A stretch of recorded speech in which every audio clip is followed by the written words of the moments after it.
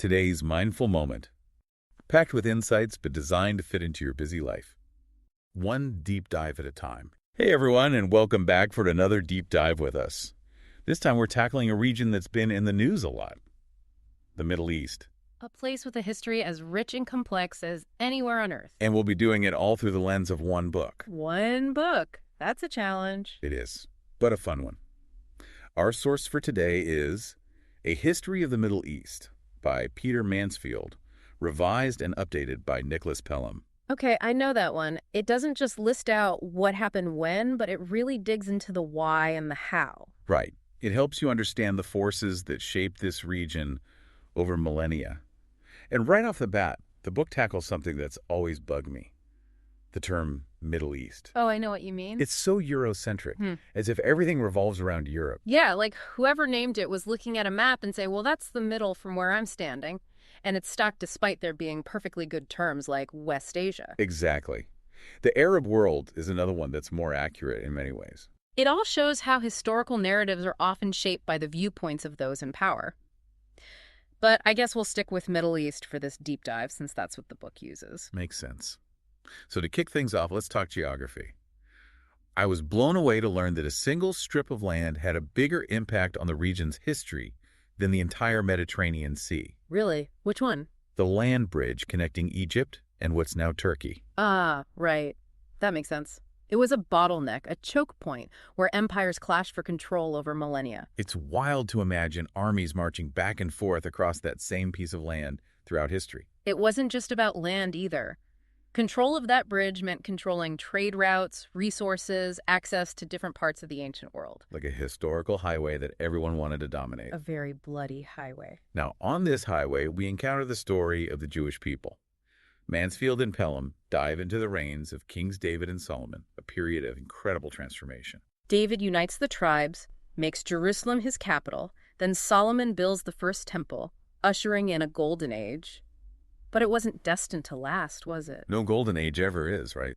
The book describes how internal divisions weakened the kingdom. Making them vulnerable to outside forces. And sure enough, around 720 BC, the Assyrians conquer the northern kingdom, leading to the exile of many Israelites. And you have to wonder, how did this loss of independence shape Jewish identity in the centuries that followed? Right. It must have been a period of huge introspection and adaptation. Jewish communities dispersed throughout the region, leading to the development of diverse cultural and religious traditions. This diaspora, as it's called, had a profound impact on their history. It continues to shape who they are today. Okay, so we've got empires rising and falling, control of that strategic land bridge constantly shifting. Yeah. Then, in the 7th century AD, a new force emerges that'll change the Middle East forever: Islam. It's hard to overstate how quickly Islam spread. Within a century, it went from a small movement on the Arabian Peninsula to a vast empire stretching from Spain to India. From the Atlantic all the way to the Indus River Valley. Unbelievable. And the question is, how did this new faith become so dominant so fast? Well, the book points to a few things. Yeah. The power of Muhammad's message, the military success of early Muslim armies. And the fact that the existing empires were already pretty fragmented. Ripe for the picking, in a way. Exactly. It's like all these factors lined up perfectly for Islam's explosive growth, but it wasn't just conquest, right? Right. Islam didn't just bring a new religion, it brought a whole new way of life. A new legal system, a new social order, and of course a new language of scholarship and administration, Arabic. This fusion had a huge impact on the cultural landscape. So Arabic rises to prominence alongside Persian and Turkish, which were already established. But the book also mentions that certain groups like Armenians, Kurds, and Berbers managed to resist assimilation. How'd they do it? It's a testament to their cultural resilience. They found ways to coexist within the larger Islamic framework while keeping their own languages and customs alive. Like holding on to that core identity, even as the world around them was changing. Exactly. They adapted without losing what made them unique. The Armenians, for example, despite facing persecution at times, played big roles in trade and craftsmanship, maintaining their cultural presence. It's a good reminder that the Middle East isn't a single block, but this diverse tapestry woven from many threads. And into this tapestry, we now see a new set of players. The Crusaders. Oh boy, the Crusaders. You can practically hear the clash of swords and shields. Right. Imagine it's the 11th century. These heavily armed Christian armies from Europe arrive, determined to reclaim the Holy Land. Their motives were complex, though, a mix of religious fervor, political ambition, and even economic opportunity. The book paints a vivid picture of these clashes between the Crusaders and Muslim forces. But what was their lasting impact beyond the immediate bloodshed? Did the Crusades really change the Middle East in the long run? Well, it's easy to see them as purely destructive, but there was a cultural exchange, too. The Crusaders brought back to Europe new ideas, technologies, and goods, exposing them to the advancements of the Islamic world. So in a way, they opened a window for Europe to look eastward. And see a world that was in many ways more advanced than their own. While failing to conquer the Holy Land, they accidentally kickstarted some big changes back home. Fascinating. But even as the Crusaders were doing their thing, another power was quietly rising in the East. The Ottoman Empire. Ah, yes, the Ottomans. From humble beginnings in Anatolia, they emerged as a major force by the 14th century, eventually controlling huge chunks of the Middle East, North Africa, and southeastern Europe. And they weren't just about military power. The book definitely challenges that old view of them as backwards or stagnant. Early Ottoman sultans were big patrons of the arts and sciences, and there were periods of impressive innovation and reform under their rule. Exactly. Take the Süleymani Mosque in Istanbul, for example, an architectural masterpiece incorporating incredibly advanced engineering for its time. It's one of those buildings that just takes your breath away. Or consider the Ottomans' legal and administrative systems. They drew inspiration from various cultures and traditions, creating something truly unique. These guys were builders and innovators as much as conquerors. Absolutely. But even great empires faced their twilight years, and for the Ottomans, that decline really started in the 19th century as Europe began asserting its dominance. It's almost as if these two worlds were on a collision course. It does feel inevitable, looking back. The 19th century saw Europe transformed by the Industrial Revolution, giving them a huge technological and economic edge. The Ottomans, meanwhile, struggled to modernize, facing internal divisions, economic troubles, and increasing pressure from those European powers. like trying to run a race while wearing lead shoes. One example of this struggle is the Tanzimat reforms, right? A series of attempts to modernize the Ottoman state, taking cues from European ideas. But those reforms faced resistance from the old guard, the traditional elites who saw them as a threat to their power. This internal friction weakened the empire further. Making them even more vulnerable to those external pressures. Exactly. And those pressures were mounting, no doubt. The book talks about the capitulations, agreements that gave European powers special privileges within the Ottoman Empire. It was like death by 1,000 cuts. So they're trying to modernize internally while simultaneously being undermined from the outside. Precisely. And the capitulations were a prime example of that dynamic. They gave Europeans exemptions from Ottoman laws and taxes, which eroded the empire's economic control and really fueled resentment among the population. A classic case of economic power leading to political influence.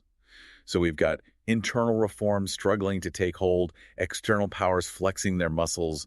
It all feels like it's building to a breaking point. It certainly is. But before we get to that, I think we need to take a quick detour and talk about a project that had a huge impact on the region, the Suez Canal. Ah, yes, the Suez Canal. This massive engineering feat, finished in 1869, connected the Mediterranean to the Red Sea. It basically reshaped global trade and put Egypt right at the center of the world stage. A monumental achievement, no doubt. But, as the book points out, it came with a hefty price tag for Egypt. It did. Despite the economic boost, Egypt got even more entangled in European affairs, especially with Britain. It was a double-edged sword, for sure. Yes, it boosted their economy and plugged them into global trade, but it also turned the country into a strategic prize for those European powers fighting for control of the seas. That ultimately led to the British occupation of Egypt in 1882. So we've got internal reforms, external pressures, and these massive engineering projects, all shaping the fate of the Ottomans and the broader Middle East. And within all of this, we also see fascinating figures like Muhammad Ali of Egypt. Muhammad Ali is a crucial figure in this story. He went from pretty humble beginnings to becoming the ruler of Egypt in the early 19th century. Many call him the founder of modern Egypt, and for good reason. What makes him so important? Well, he was a reformer. He modernized the Egyptian military and even went so far as to challenge the Ottoman Sultan's authority. He sounds like a real game changer. But did he succeed in breaking away from the Ottomans? Not quite. His ambitions ultimately put him on a collision course with those European powers, especially Britain. They were increasingly interested in controlling the Suez Canal and protecting their trade routes to India. So even a leader as powerful as Muhammad Ali couldn't escape the shadow of European influence. Exactly. His defeat really signaled a turning point. It solidified European dominance in the region and set the stage for all the drama of the 20th century. But that, my friend, is a story for our next deep dive. Welcome back to our deep dive into the history of the Middle East. Last time, we left off with the Ottoman Empire facing some serious challenges, both from within and from those increasingly powerful European nations. It felt like the whole region was on the verge of a major shakeup. And boy, was it ever. The 20th century was an explosive period of transformation for the Middle East. And it all kicks off with World War I. Ah, yes, the Great War. It started in Europe, but the book explains how it quickly engulfed the Middle East as well. The Ottomans sided with Germany and Austria-Hungary, turning the region into a battleground. But it wasn't just about empires clashing, was it? Not at all. The war also fueled the rise of Arab nationalism. Arabs, who had been under Ottoman rule for centuries, saw a chance to break free. And they found a willing ally in Great Britain. Right. The British promised to support Arab independence in exchange for their help against the Ottomans, and that's where the legendary T.E. Lawrence, Lawrence of Arabia, enters the picture. I've always been fascinated by Lawrence. The book tells some incredible stories about his adventures working with Arab leaders to orchestrate the Arab revolt. He was a remarkable figure, a British officer with a deep understanding of Arab culture and a real talent for guerrilla warfare. He played a key role in uniting Arab tribes and launching attacks against the Ottomans. But the story of the Arab revolt is complicated, to say the least. Yeah, the book mentions the Sykes-Picot Agreement, a secret deal between Britain and France to carve up the Middle East after the war. Talk about a betrayal. It was a classic case of realpolitik. While publicly supporting Arab independence, Britain and France were secretly planning to divide the spoils of war amongst themselves. This fueled resentment and laid the groundwork for future conflicts. It's a reminder that even in times of war, there are often hidden agendas at play. Always. So, World War I ends, the Ottoman Empire crumbles, and the Middle East is thrust into a new era. But amidst the chaos, another movement was gaining steam: Zionism. The movement to establish a Jewish homeland in Palestine. Exactly. Fueled by centuries of persecution and a yearning for a safe haven, the Zionist movement found a powerful ally in, you guessed it, Great Britain. In 1917, the British government issued the Balfour Declaration. Expressing support for a Jewish national home in Palestine. Right. And while seemingly straightforward, this declaration would have far-reaching and unintended consequences. Because you can't just promise a homeland to one group without considering the people already living there. You had a growing Jewish population encouraged by the Balfour Declaration, seeking to build a life in a land already inhabited by Arabs who felt their own rights were being ignored. It was a recipe for disaster. It was. The Balfour Declaration, while a victory for the Zionist movement, completely disregarded the aspirations of the Palestinian Arabs. This disregard would contribute to the ongoing conflict between Israelis and Palestinians, a conflict that tragically continues to this day. It's heartbreaking to think about the human cost of these political decisions. Absolutely. But let's move on to the aftermath of World War I. With the Ottoman Empire out of the picture, new states began to emerge from the wreckage. We see the creation of Iraq, Syria, Lebanon, and Jordan, often with borders drawn rather arbitrarily by those European powers. It seems like they were just drawing lines on a map without much regard for the people who actually lived there. That's often the case with imperial powers. These new countries inherited all the baggage of Ottoman rule: diverse populations, unresolved tensions, and the looming presence of European influence. Especially when it came to oil. Oil became the new prize.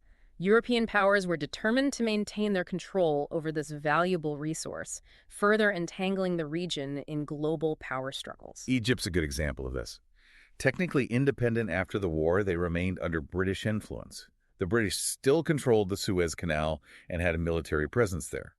It's no surprise that Egyptians resented this and continued to push for true self-determination. They did, and their struggle would culminate in the Egyptian Revolution of 1952, which overthrew the monarchy and ushered in a new era for Egypt. But while that was happening in North Africa, another fascinating story was unfolding on the Arabian Peninsula. The rise of Ibn Saud. The book describes how this ambitious leader managed to unite the warring tribes of Arabia And established the Kingdom of Saudi Arabia in 1932. His success was partly due to his political skills, but also his alliance with a powerful religious movement, Wahhabism. A very strict interpretation of Islam. Right, and it would become a defining force in Saudi Arabia, shaping its social and political landscape. Then, of course, there's the discovery of vast oil reserves in Saudi Arabia in the 1930s. This transformed the kingdom into a major player on the world stage. Suddenly, this region that many in the West had dismissed as a backwater became incredibly important. Oil did that. It brought wealth and modernization to some countries, but it also fueled corruption, inequality, and conflict. And it drew in foreign powers like moths to a flame, further complicating an already complex region. So we've got new states struggling to find their footing, the legacy of colonialism, the rise of nationalism, and the growing importance of oil. And then, as if things weren't complicated enough, World War II breaks out. Another global conflict with a profound impact on the Middle East, even though it wasn't the main battleground. Countries like Egypt and Iraq were drawn into the war, providing strategic bases and resources to the Allied powers. And the war also heightened existing tensions, especially between Jewish and Arab communities in Palestine. Both groups were trying to advance their own interests amidst the global turmoil. As they say, war makes strange bedfellows. And speaking of strange bedfellows, the war's end ushered in a whole new world order. With the United States and the Soviet Union emerging as superpowers. And the Middle East, with its strategic location and all that oil, became a key battleground in the Cold War. Exactly. Both superpowers wanted to expand their influence and secure alliances in the region. Which added yet another layer of complexity to the Middle East's already tangled web of politics. It did. And in the midst of all this Cold War maneuvering, one of the most consequential events of the 20th century unfolded: the creation of the State of Israel in 1948. A moment of immense joy for many Jews, but also a moment of profound loss and displacement for Palestinians. That's right. The book details the complex chain of events that led to this moment: the Holocaust, the increasing flow of Jewish refugees to Palestine, the growing tensions between Arabs and Jews, and ultimately, the decision to partition Palestine. It was a solution that satisfied no one. The establishment of Israel, while a triumph for the Zionist movement and a haven for Holocaust survivors, came at the expense of the Palestinians, hundreds of thousands of whom were displaced from their homes. It's a painful legacy that continues to shape the region today. And the creation of Israel would also reshape the political landscape of the Middle East in profound ways. It led to multiple wars between Israel and its Arab neighbors, each conflict further entrenching divisions and adding to the complexity of the region's political map.